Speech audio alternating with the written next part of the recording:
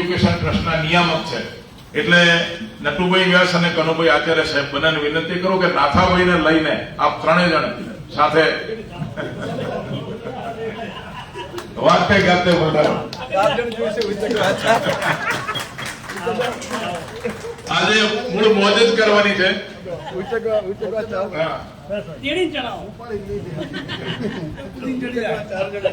આજના આ પુસ્તક વિમોચનના કાર્યક્રમના વિમોચક અને સદાય હસતા એવા આર્ટિસ્ટ બી કમલ સ્ટેજ ઉપર બધા એમની બેઠક લે.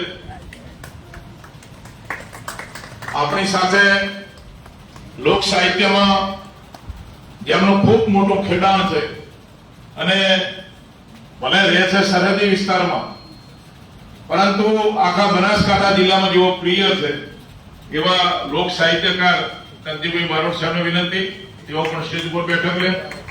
સાથે સરહદી સાહિત્ય સભા થરાદના પ્રમુખ અને અમારા સૌના લાડીલા શ્રી એસ બેંકર શંકરભાઈ, તેઓ પણ સ્ટેજ ઉપર પધારે.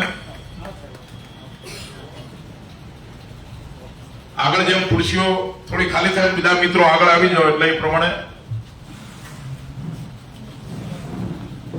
ચિત્રકલાની લાઈનમાં નાથાભાઈની જેમ જ જેમનું આગવું ખેડાણ છે અને નાના નાના બાળકોને પ્રોત્સાહન આપવામાં જેઓ માહિર છે એવા ચંદુભાઈ એટીડી, હું એમને સ્ટેજ ઉપર બેસવાનું કહું છું, બેસવાના નથી એની પણ મને ખાતરી છે, પણ મારે વિવેક ખાતર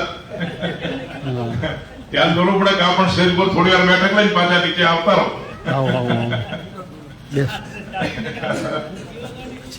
શ્રી ચેતનભાઈ વાઘેલા માધ્યમિક ચિત્રકલા શિક્ષક સંઘ ના પ્રમુખ છે, ખૂબ જ ઉત્સાહી છે અને આપણે એમને પણ આવકારીએ.